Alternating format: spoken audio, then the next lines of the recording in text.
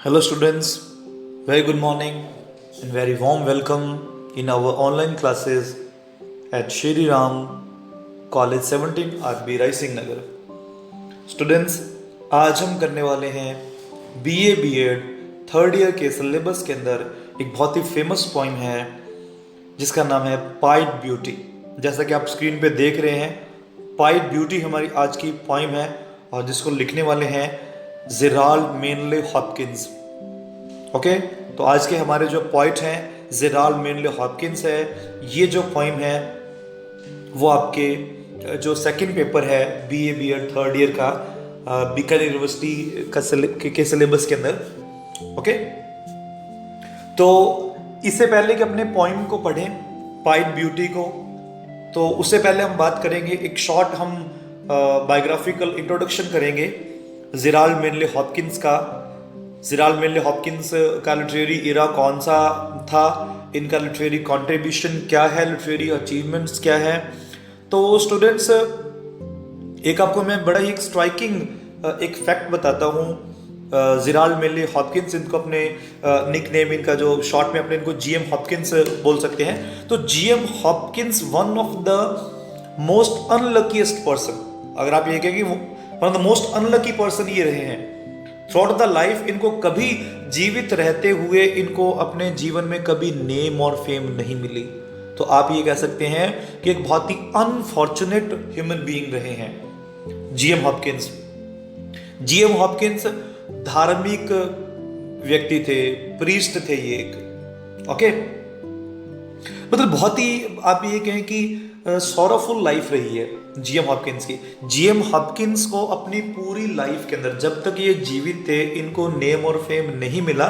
इनकी पोइट्री को आप ये कहें कि इतना कैपेबल नहीं माना गया कि उसका पब्लिकेशन होता और वो लोगों के नोटिस में आते, उनको नेम और फेम मिलता, वेल नोन एक पोइट बन जाते। वो ऐसा पॉसिबल नहीं हो पाया। और गुमनामी की जिंदगी जी, अगर आप ये कह सकते हैं ना कि बिल्कुल एक आप अंडरग्राउंड लाइफ कह सकते हैं कि गुमनामी की जिंदगी जीने के बाद में जीएम हॉपकिंस की डेथ हो जाती है।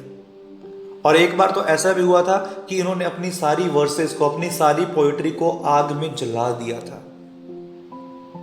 ओके, ये सारी बातें करेंगे, अपने पोइम पर भी डिस्कस करेंगे, पोइम को हम एनालाइज भी करेंगे, हम पोइम की एक्सप्लेनेशन भी करेंगे, हम उसका सेंट्रल आइडिया, उसका स्ट्रक्चर, सब कुछ स्टूडेंट हम डिस्कस करने वाले हैं। लेकिन आज की वीडियो में हम सबसे पहले जानेंगे जीएम हॉपकिंस का एक शॉर्ट लिटरेरी बायोग्राफिकल इंट्रोडक्शन।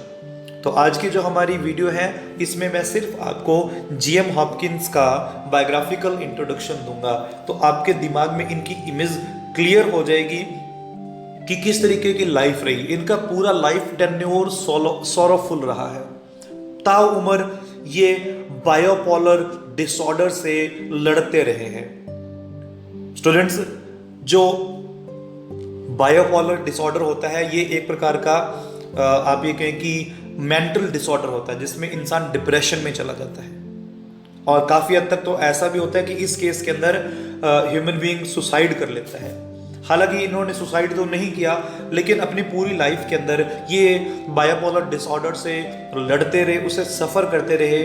और एट लास्ट क्या हुआ, इनको टाइफाइड हुआ और टाइफाइड की वजह से इनकी डेथ हो जाती है। तो बेसिकली एक प्रिस्ट थे, एक पुजारी रहे हैं।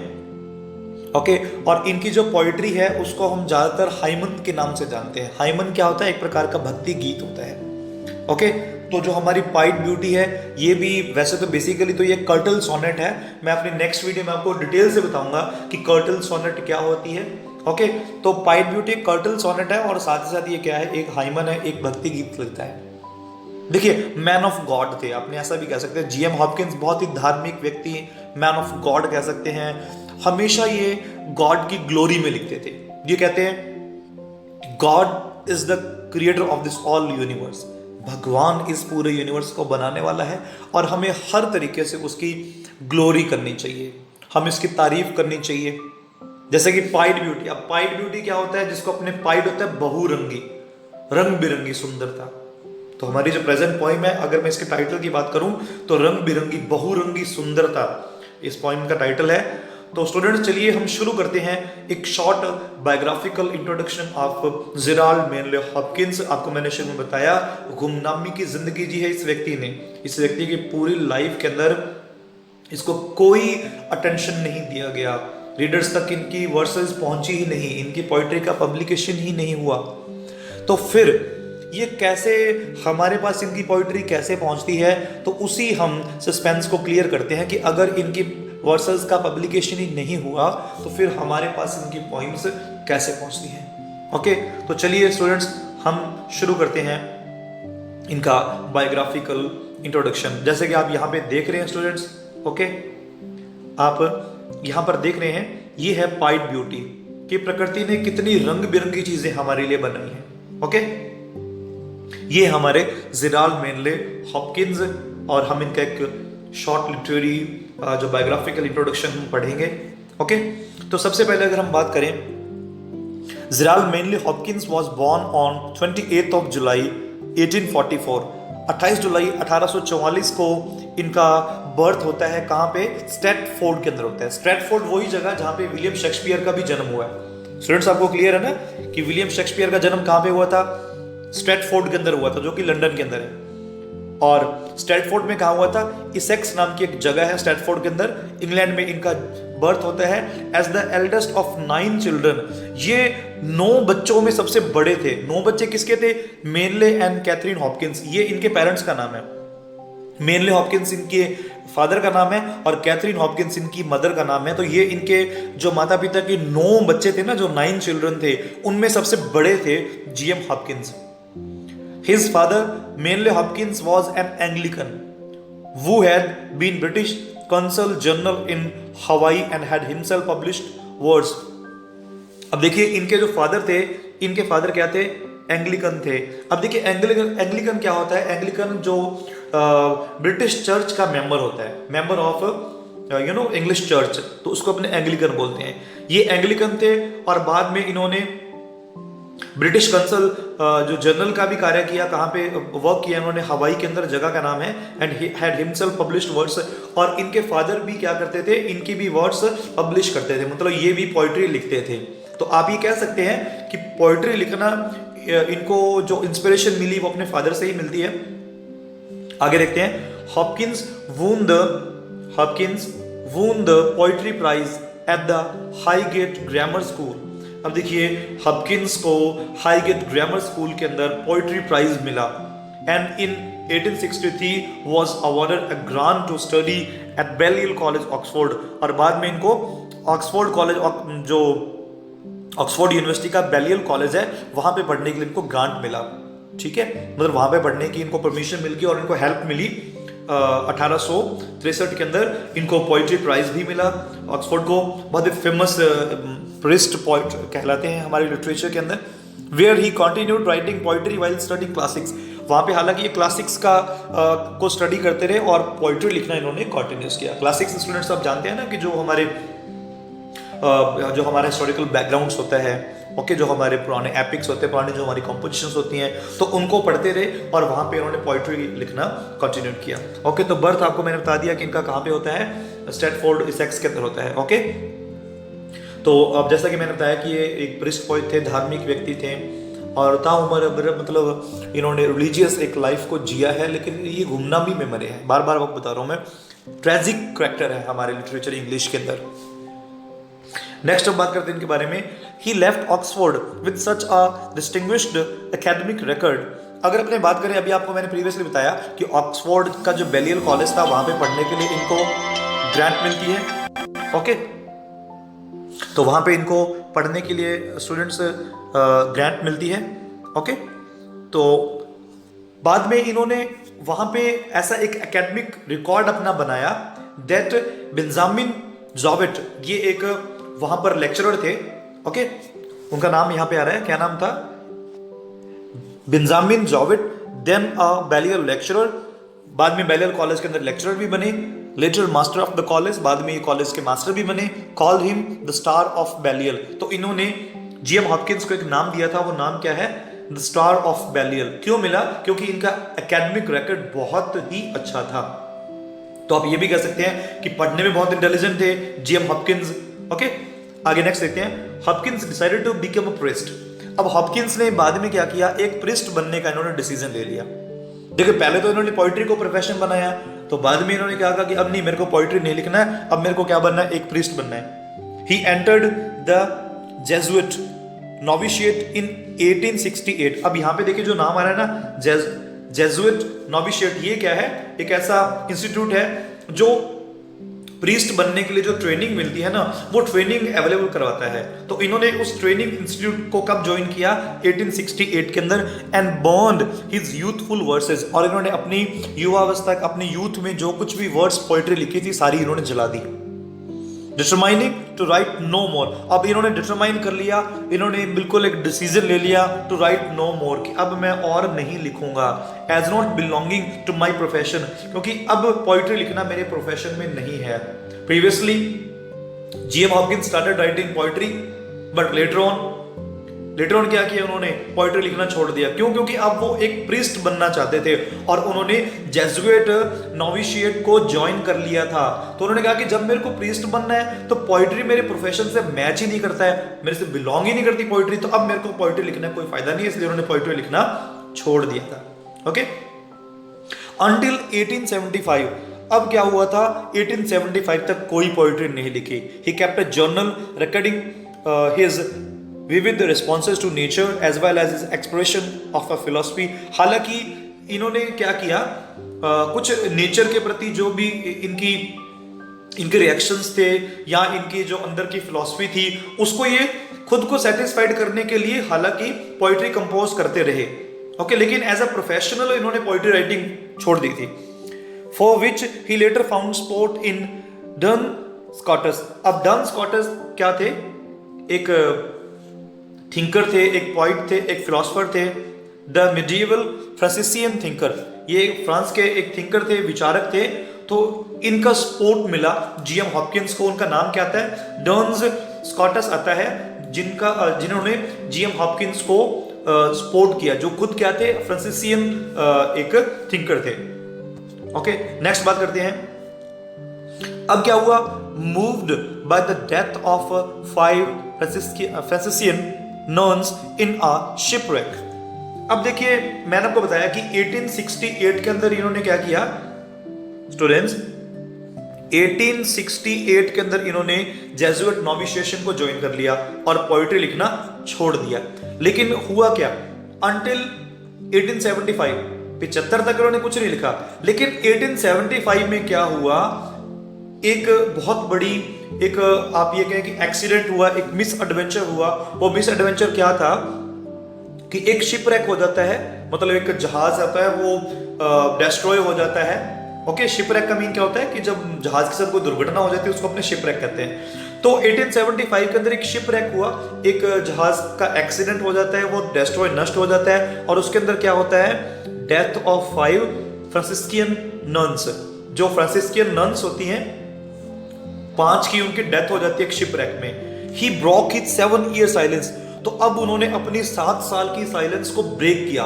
मीन कि फ्रॉम 1868 टू 1875 इस बीच में कोई पोइट्री इन्होंने कंपोज नहीं की। लेकिन जैसे ही इन 5 नन्स की डेथ होती है तो इन्होंने अपनी उस साइलेंस को तोड़ा जो कि 7 ईयर्स लॉन्ग थी। राइट द लॉन्ग पोइम, और इन्होंने एक लंबी पोइम कंपोज कर दी, और उस पोइम का नाम क्या था, द रैक ऑफ द ड्यूइचलैंड। क्या नाम था, ड्यूइचलैंड। ये इनकी ऐसी लॉन्ग पोइम थी जो कि इन्होंने 7 ईयर्स ऑफ लॉन्ग साइलेंस के बाद लिखी। मीन 7 साल तक कुछ भी नहीं लिखा इन्होंने, तो उसके बाद में जब लिखा तो ये वो पोइम थी, लेंथी पोइम। ओके, तो अब अपने बात करते हैं नेक्स्ट। देखिए, it was rejected however by the Jesuit magazine The Month। अब देखिए एक जेजुइट मैगजीन है जिसका नाम है द मंथ।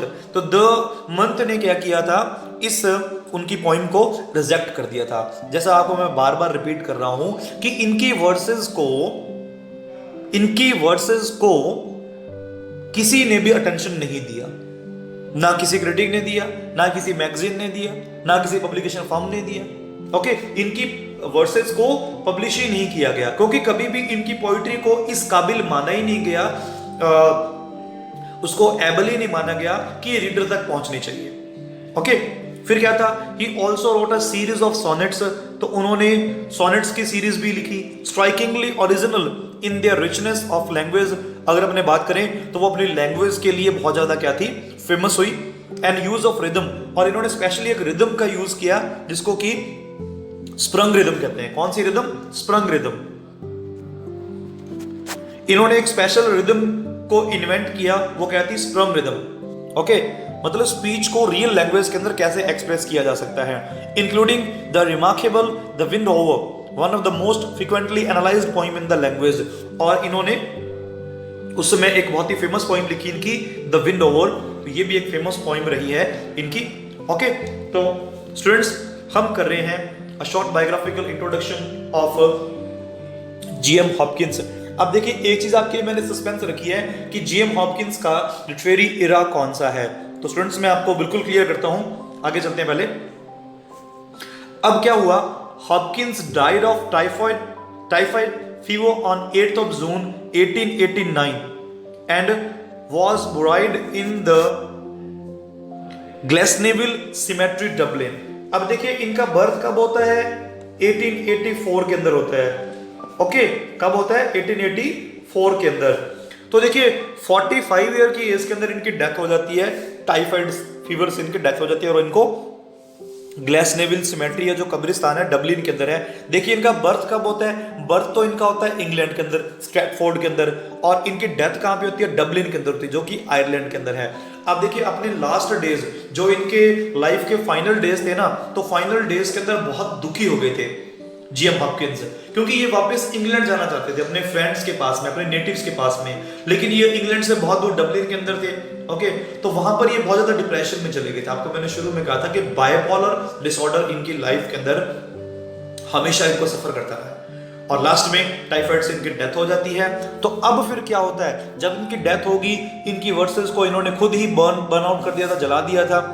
तो बाद में क्या हुआ, after Hopkins death Robert Bridges began to publish a few of the Jesuits' most mature poems in anthologies, hoping to prepare the way for wider acceptance of its style.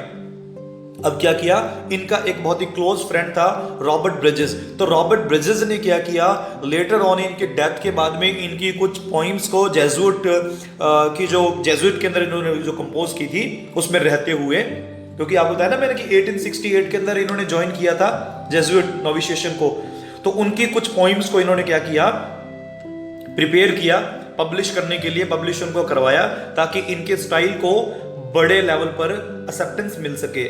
Okay, मतलब readers इनको notice कर पाए।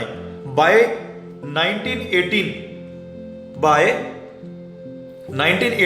Bridges then poet laureate judged the time opportune for the first collected edition। अब देखिए Robert bridges जो later on poet laureate भी बने, okay, तो उन्होंने क्या किया, judged the time opportune for the first collected edition। इन्होंने 1918 में पहली बार इनकी पोइम्स का कलेक्शन पब्लिश करवाया था। ओके, तो देखिए आप यहां पे अभी तक आपने क्या पढ़ा कि जीएम हॉपकिंस बहुत ही अनलकी रहे हैं, इनकी वर्सेस को कभी भी नोटिस नहीं किया गया, उनको पब्लिश नहीं करवाया गया। इनकी डेथ के बाद में देखिए इनकी डेथ कब हो जाती है, 1889 के अंदर, और उसके भी लगभग आप ये देख रहे हैं कि काफी सालों बाद में, ओके, जो इनके फ्रेंड थे रॉबर्ट ब्रिजेस, उन्होंने एट लास्ट 1980 के अंदर इनकी पोइम्स को पब्लिश करवाया, और तब लोगों के जाके नोटिस में आया। और नेक्स्ट अपने बात करेंगे, it appeared but sold slowly. अब ये कलेक्शन तो आ गया, लोगों के बीच में आ गया। 1918 के अंदर क्या हुआ था, रॉबर्ट ब्रिजेस ने इनकी पोइम्स को एक कलेक्ट किया और एक एडिशन बना दिया। वो एडिशन आया मार्केट के अंदर तो, बट सोल्ड स्लोली, लेकिन धीरे धीरे बिका। Not until 1930 was a second edition issued. फिर 1930 के अंदर उन्होंने एक सेकंड एडिशन पब्लिश करवाया इन्हीं की पोइम्स का, and thereafter Hopkins work was recognised as among the most original, powerful and influential literary accomplishments of his century. तो जब 1930 में इनके वर्क को पब्लिश करवाया तो तब जाके लोगों को, रीडर्स को पता चला कि कितने ओरिजिनल हैं ये, मतलब कितना रियल लिखा है इन्होंने, कितनी पावरफुल पोइट्री है इनकी और कितना इन्फ्लुएंशियल लिटरेरी अकम्पलिशमेंट है। यानी कि उस सेंचुरी की अगर बात करें ना, कि जो इनका टाइम पीरियड था जीएम हॉपकिंस का, तो जीएम हॉपकिंस अपने टाइम के सबसे ओरिजिनल, सबसे पावरफुल पोएटिक कैरेक्टर थे। तब जाके लेटर ऑन पता लगा, जब तक ये जीवित थे ये अपने नेम और फेम को देख नहीं पाए, अनलकी थे बहुत ही, लेकिन फिर भी गॉड ने इनके साथ में इनजस्टिस नहीं होने दिया और रॉबर्ट ब्रिजेस आए, इनकी पॉइंट को पब्लिश करवाया और जाके लोगों को वास्तव में पता लग गया कि वो वाज जीएम हॉपकिंस कौन थे, one of the most original, most powerful and most influential literary figure of his age. अब अपनी बात करेंगे कि उनकी एज कौन सी थी। तो स्टूडेंट्स आपको मैं बता दूं, GM Hopkins belongs to Victorian era. अगर अपने बात करें तो उनका एरा क्या था, विक्टोरियन एरा था। तो उनकी डेथ के बाद में देखो, विक्टोरियन एरा आपको मैं बता दूं कि विक्टोरियन एरा है वो कब से कब तक माना जाता है, 1837 टू 1901। ओके, अब 1930 के अंदर इनको रिकॉग्निशन मिला, इनको पहचान मिली, लेकिन जो विक्टोरियन एरा था वो तो कब फिनिश हो जाता है, 1901 में फिनिश हो जाता है। तो देखिए 1930 पर जब उस समय क्या हुआ था, विक्टोरियन एरा फिनिश हो चुका था, तब जाके लोगों को पता चला कि विक्टोरियन एरा का सबसे जो पावरफुल राइटर था, जो पोइट था, वो कौन था, जीएम हॉपकिंस था। ओके, बहुत रियल लिखते थे और मैन ऑफ गॉड आपको बता दिया, प्रीस्ट थे, बहुत अच्छे थे, मैन ऑफ गॉड थे, हमेशा गॉड की ग्लोरी को अप्रिशिएट करते रहते थे। इट हैड मार्क्ड इन्फ्लुएंस, अब आगे देखते हैं, it had marked influence on such leading 20th century poets as T.S.